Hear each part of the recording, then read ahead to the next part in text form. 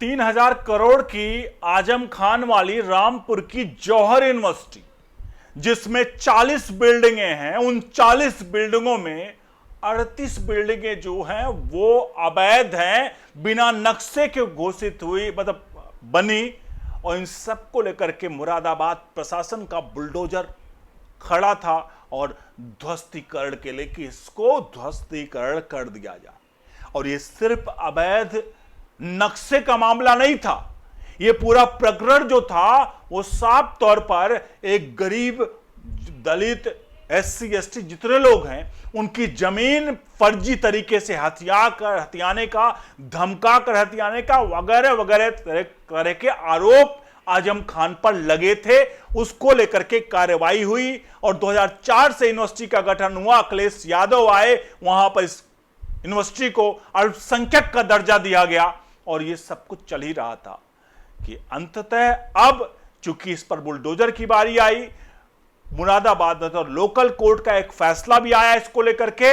और सबसे प्रमुख इन सबके बीच में CGP जो प्रोटेस्ट चल रहा था, उस प्रोटेस्ट के बाद CGP के धर्मेंद्र प्रधान का जब इस्तीफा लिया गया तो उस इस्तीफे के बाद CGP ने ऐलान किया है कि भैया जो जौहर यूनिवर्सिटी है वो शिक्षा क्षेत्र में बड़े उद्यमी है, इसलिए शिक्षा के क्षेत्र में जौहर यूनिवर्सिटी को छेड़छाड़ ना किया जाए। उत्तर प्रदेश की सरकार, योगी आदित्यनाथ की सरकार को धमकाने का प्रयास किया गया। लेकिन आइए आपको इस काले चेहरे को एक्सपोज करते हैं, इस पूरे मामले को। और CGP आखिरकार ऐसा क्यों कर रही है? क्योंकि कल कपिल सिब्बल ने 1 करोड़ रुपए डोनेशन दिया है CGP को। अब CGP को पैसे की आवश्यकता है, ऐसे में वो ऐसे ऐसे इंस्टीट्यूट, ऐसे ऐसे मोटे लोगों को पकड़ने का प्रयास करेगी जहां से फंडिंग हो। और क्योंकि FCRA जो संसद से पास होने वाला बिल है, जल्द ही उस पर मुहर लग जाएगी। यानी अब अमेरिका, चाइना, पाकिस्तान से जो फंडिंग आती है, वो फंडिंग की जानकारी किस लिए आई, क्यों आई, वो अब देनी पड़ेगी। यानी ये इस तरह के मूवमेंट जो एंटी नेशनलिस्ट हैं, जो पाकिस्तान अमेरिका से संचालित होते हैं, उन पर बुलडोजर का साफ तौर पर यहां पर संभावित लग रहा था। इसलिए CGP ने नया रास्ता खोल लिया। बहरहाल आपको पूरी खबर दिखाते हैं। इस पूरे प्रकरण पर आपकी राय प्रतिक्रिया जरूर चाहेंगे और वीडियो को लाइक किए बिना नहीं जाइएगा।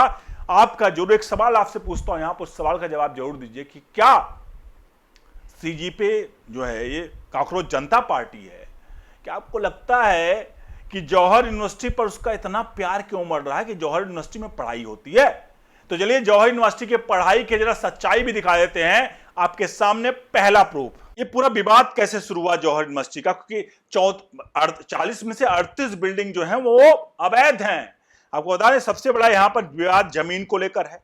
प्रशासन और शिकायतकर्ताओं का आरोप लगाया था कि विश्वविद्यालय के लिए सरकारी जमीन और किसानों के कुछ जमीन नियमों के विरुद्ध ली गई। किसानों से कुछ जमीनों के रिकॉर्ड में गड़बड़ी हुई है।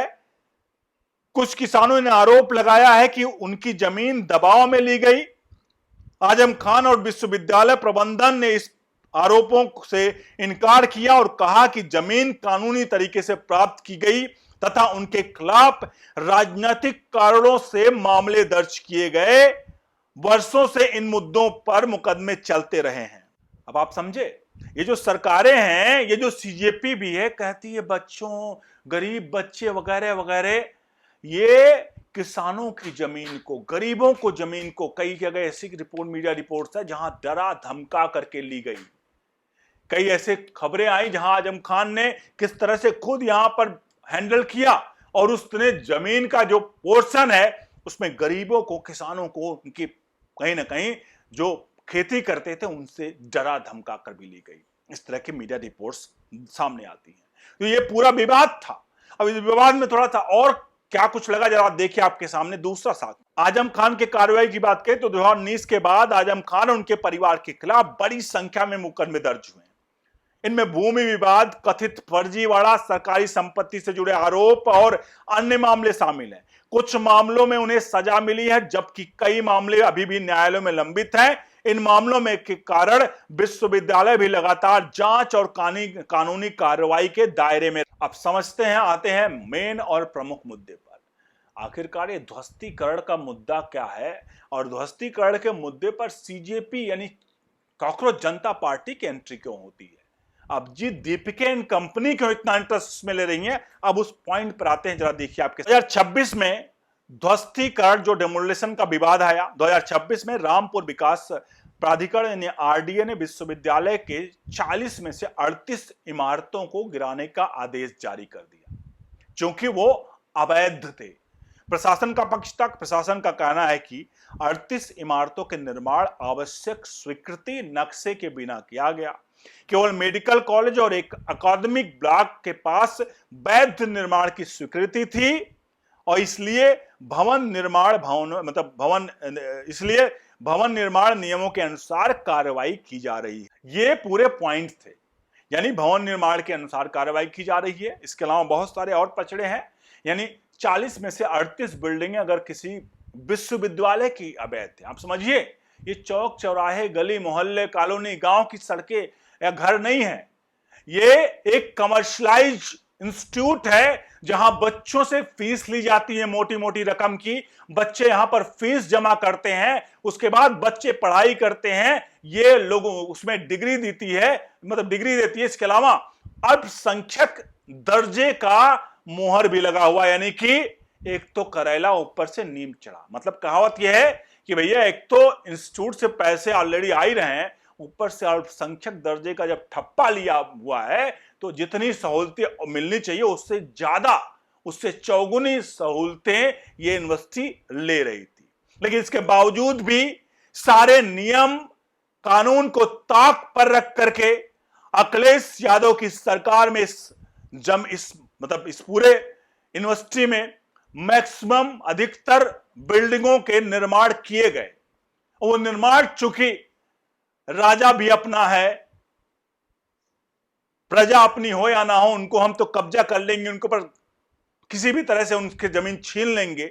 जब राजा अपना है तो सत्ता के नशे में बहुत कुछ चीजें होती हैं और शायद इसी के क्रम में इस तरह की चीजें हुई कि अवैध जमीनों को कब्जा किया गया किसानों से, गरीबों से कब्जा करने के बाद उस पर बिना किसी लॉ एंड ऑर्डर के यानी रूल रेगुलेशन के, बिना किसी अथॉरिटी के, पेपर्स के हर बिल्डिंग को बना दी गई। 40 में से 38 बिल्डिंग अगर अवैध है तो आप समझ सकते हैं कि इस पूरे मामले में कितनी धांधली होगी।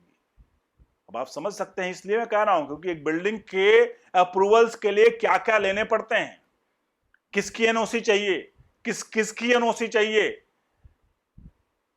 पता लगा आपको। मतलब जितने बिल्डिंग के बारे में बात करें तो ढेर सारे एनओसी की आवश्यकता होती है, लेकिन एक भी एनओसी यहां पर नहीं लिया गया और 38 की 38 बिल्डिंगें अवैध हुई। अब यह मामला मुरादाबाद कोर्ट में गया है। मुरादाबाद कोर्ट ने इन 40 में से 38 जो प्रशासन का पीडीए का माफ कीजिए मुरादाबाद डेवलपमेंट अथॉरिटी का जो वहां पर आदेश था उसको लेकर के स्टे लगा दिया, यानी कि अभी इस पर बुलडोजर नहीं चल सकता, इस पर कानूनी प्रक्रिया भी चलेगी, उसके बाद कार्रवाई आगे कोर्ट के आदेशानुसार की जाएगी। फिलहाल इस मामले में इस वक्त की स्टेटस यही है। लेकिन सबके बीच में सीजेपी का ये कहना कि ये यूनिवर्सिटीज के ऊपर इस तरह से बुलडोजर चलाना ये सही नहीं है। सवाल यह है कि सीजेपी को 3000 करोड़ की जौहर यूनिवर्सिटी दिख रही है और सारे ऐसी चीजें हैं जिसको लेकर के सीजेपी क्यों नहीं कर रही, क्योंकि सीजेपी को इस वक्त फंडिंग की आवश्यकता है। और फंड कौन देगा?